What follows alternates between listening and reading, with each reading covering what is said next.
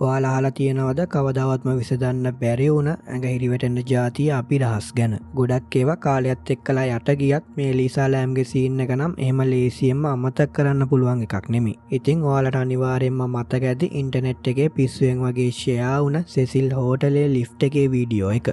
ඒක එක කෙල්ලෙක් ලිෆ්ට් එකක් ඇතුළට වෙලා කාගෙන් හරි හැංගෙන්න හදනවා. ඒ විතරක්ම නෙමේ එකපාරටම එළියට ඇවිල්ලා කවුරුත් නැති තැන්වල තනියම කතා කරන්න පටන් ගන්නවා. අන්න ඒ කෙල්ල තමයි එලීසා ලෑම්. හිතන්න පුළුවන්ද හරියට මේ වීඩියෝ එක රෙකෝඩ් වෙලා දවස් 19කට පස්සේ මෙයාගේ නරක් වෙච්ච මල සිරුර හම්බ වෙන්නේ මේ හෝටලේම වහලේ තියෙන අඩි 8ක් විතර උස වතුර ටැංකියක් ඇතුළෙන්. ඉතින් එයා ඒ ටැංකිය ඇතුළට ගියේ කොහමද? ඇත්තටම එතන මොකක්ද වුනේ?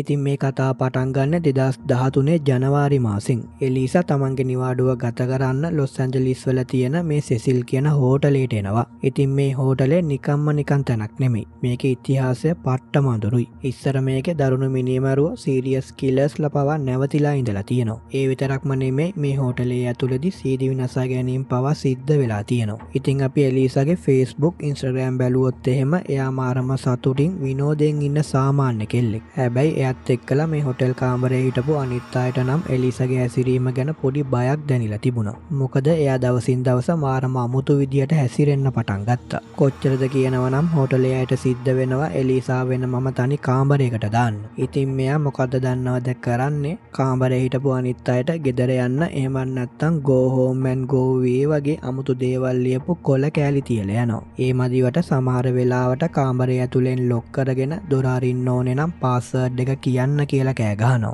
ඉතින් කොහොම හරි හැමදාම ගෙදරට කෝල් කරලා විස්තර කියන මේ එලීසා ජනවාරි 31 වෙනිදාන් පස්සේ එකපාරටම සද්දයක් නැතුව යනවා. බය වෙච්ච දෙමාපියෝ කෙලින්ම පොලිසියට කම්ප්ලේන්ට් කරනවා. ඉතින් ඊට පස්සේ පොලිසියෙන් ඇවිල්ලා ඉව ගන්න බල්ලොත් දාගෙන මුළු හෝටලයම සෝදීසි කරනවා. හැබැයි එලීසා ගැන කිසිම හෝඩුවාවක් හම්බ වෙන්නේ නැහැ. අන්තිමේදී වෙන කරන්න දෙයක් නැතිම තැන තමයි පොලිසිය තීරණය කරන්නේ අර අපි කලින් කතා වුණ අමුතු ලිෆ්ට් එකේ වීඩියෝ එක ඉන්ටර්නෙට් එකට දාන්න.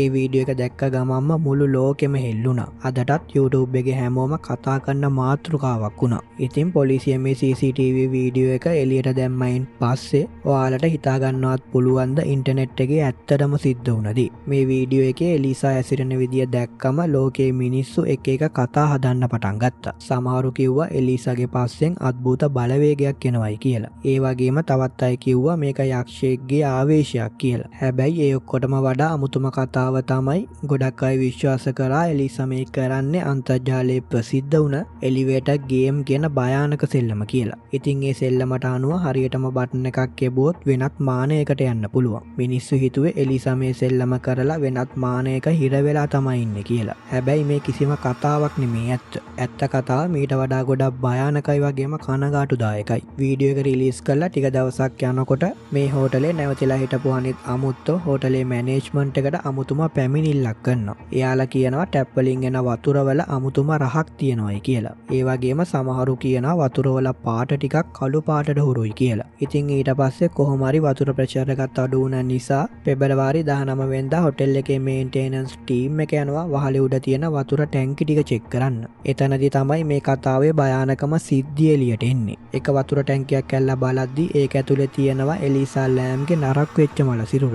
ඉතින් දැන් තියෙන ලොකම ප්‍රශ්නේ මේකයි ලිෆ්ට් එකේ හිටපු එලීසා කොහොමද වහලේ උඩට ගිහිල්ලා අඩි 8ක් උස වතුර ටැංකියක් ඇතුළට පැන්නේ? මොකද වහලේ උඩට යන ගොඩක් දොරවල් ලොක් කරලායි තිබුණේ. ඒ වගේම ඒ දොරවල් ඇරියොත් මුළු හෝටලේටම ඇහෙන විදිය එලාම් සිස්ටම් එකකුත් තිබ්බා. හැබැයි එදා කිසිම එලාම් එකක් වැදුනේ නැහැ. ඉතින් මේක අවුරුදු 13ක් තිස්සේ කාටවත්ම විසඳන්න බැරි වුණ ලොකුම අභිලාෂයක් වෙලා තිබුණා. ඉතින් මෙන්න මේක තමයි ඇත්තම කතාව. ගොඩක් අය නොදැන හිටියට එලීසා කියන්නේ බරපතල මානසික රෝගයකින් පෙළුණ කෙනෙක්. එයා ඒ වෙනුවෙන් බෙහෙත් පවා පාවිච්චි කළා. ඒ වගේම පශ්චාත් මරණ පරීක්ෂණ වාර්තා වලින් ඔප්පු වුණා ඇය අන්තිම දවස් ටිකේදී හරියටම බෙහෙත් අරගෙනත් තිබ්බේ නැහැ කියලා. බෙහෙත් නොගත්තම මේ වගේ රෝගීන්ට තමන් කරන්නේ මොනවද දකින්නේ මොනවද කියලා කිසිම පාලනයක් නැති වෙනවා. ඉතින් එලීසා ලිෆ්ට් එක ඇතුළේදී කතා කරලා තියෙන්නේ එයාට පෙනුන මනං කල්පිත රූපත් එක්ක. ඉතින් ඊළඟට එන ප්‍රශ්නේ තමයි එහෙනම් එයා කොහොමද වහලේ උඩට ගියේ? පොලිස් බල්ලෝ එලීසාගේ සුවඳ දිගේ ගියේ වහලේ උඩට යන ප්‍රධාන දොරටුව ගාවට නෙමෙයි. කාමරයක ජනේලයක් ගාවට.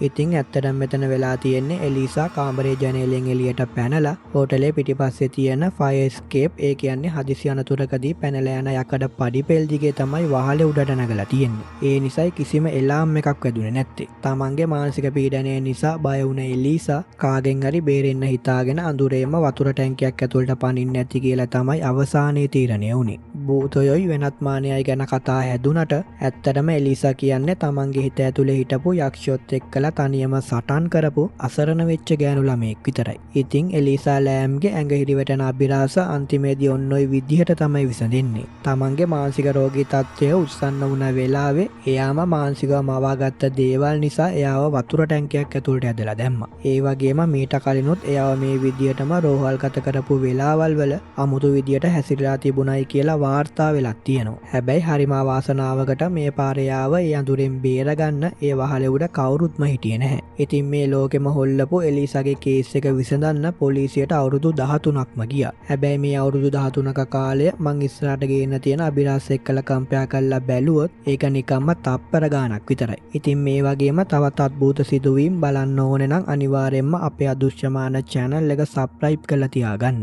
ඒ වගේම වීඩියෝ එක හොඳයි නම් like එකක් දාලා පල්ලෙන් කමෙන්ට් එකක් දාන්නත් අමතක කරන්න එපා. එහෙනම් මේ වගේම තවත් අద్భుත සිදුවීමකින් අපි ආයෙමත් හම්බ වෙමු. ඔබට සුබ දවසක්.